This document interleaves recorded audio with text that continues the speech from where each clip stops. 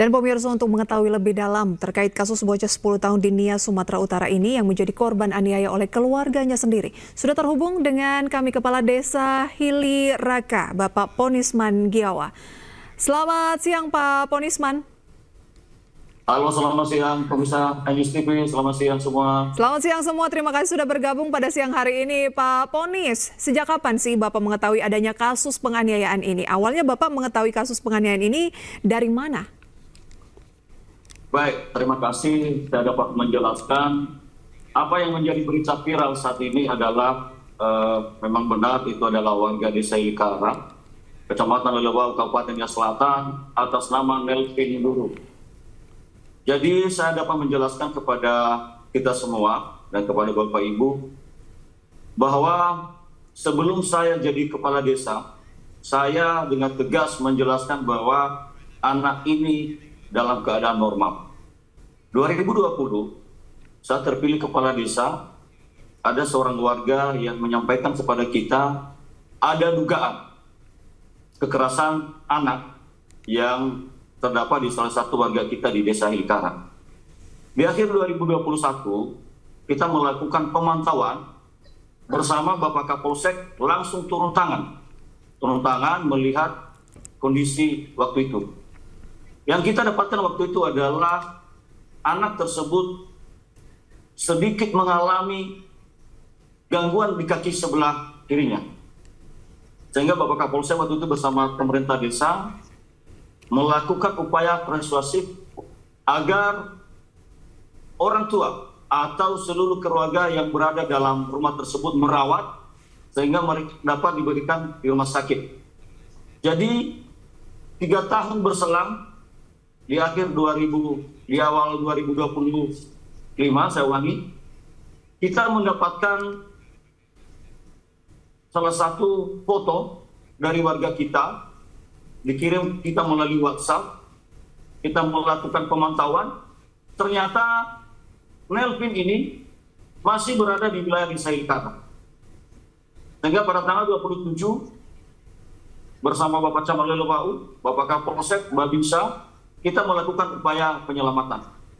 Kira-kira demikian begitu, Pak.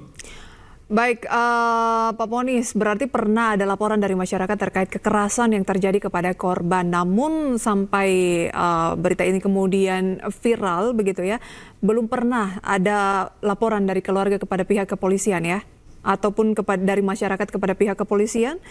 Dan Anda tadi mengatakan bahwa sejak 2021 kelainan pada kaki sang anak sudah terlihat. Nah, apakah ada tindak lanjut atas hal tersebut? Yang kami lakukan waktu itu adalah hanya upaya persuasif, artinya memberikan pemahaman kepada orang atau keluarganya lah ya dalam rumah tersebut supaya anak ini dirawat, dikasih di rumah sakit dan diurut lah.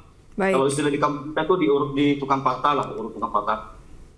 Waktu itu Pak Ponis, ketika Anda melihat ada kelainan pada kaki sang anak yang menjadi korban ini, apakah itu karena memang murni kelainan, bukan karena kekerasan sesuai yang sedang viral saat ini, atau seperti apa? Karena pemantauan 3 tahun ini kan waktu yang tidak singkat. Apa perkembangan dari pemantauan tersebut? Kenapa yang jadi pertanyaan masyarakat juga, kenapa baru viral saat ini? Bagaimana tanggapan Anda? Baik, saya jelaskan ya. Ketika kedua orang tuanya masih ada di wilayah desa Hilkara, pada akhir 2019, anak ini tidak cacat. Sekali lagi, tidak cacat. Anak ini dalam keadaan normal, seperti anak biasanya. Ketika orang tuanya berangkat ke seberang, duluan ibunya, baru menyusul bapaknya, tinggallah anak ini kepada kakek kandungnya dan nenek tirinya. Disitulah proses mulai terjadilah di penganiayaan. Jadi kenapa pemerintah desa tidak bisa melakukan pemantauan secara langsung? Kenapa kami tidak bisa melihat secara langsung kronologis ini sudah bertahun-tahun? Karena anak ini disekap dalam satu ruangan yang tidak layak, sehingga tidak nampak kepada akses publik, tidak terpantau oleh kami. Kami menduga selama ini anak ini mungkin sudah ikut orang tuanya, Baik. mungkin sudah ikut bapaknya. Baik. Begitu kira-kira. Baik, jadi ada penyekapan yang dilakukan oleh pihak keluarga dalam hal ini keluarga yang tinggal bersama, begitu ya. Tadi yang menjadi tersangka ini adalah tante. Nah, benarkah korban ini ditempatkan di tempat yang tidak layak atau seperti apa, Pak? Benar, artinya secara manusia normal, anak ini memang selama ini ditempatkan di tempat yang kurang layak. Kenapa kita baru mengetahui ini? Kenapa? Karena anak tersebut atau anak kita Melvin sudah bisa menjelaskan kepada kita, sudah bisa menjawab pertanyaan kita bahwa dia mengalami hal semacam demikian. Kalau 2020, kenapa ini kita tidak bisa mendapatkan jawaban dari Kevin? Karena dia tidak bisa bicara. Sekarang dia sudah umur 10 tahun, sudah dia bisa menjelaskan siapa yang memukul dia, siapa yang melakukan kekerasan sama dia. Jadi ini semua sudah jelas dan terang benderang. Baik, jadi di umur 10 tahun saat ini sang korban belum menempuh pendidikan sekolah atau apapun ya Pak ya?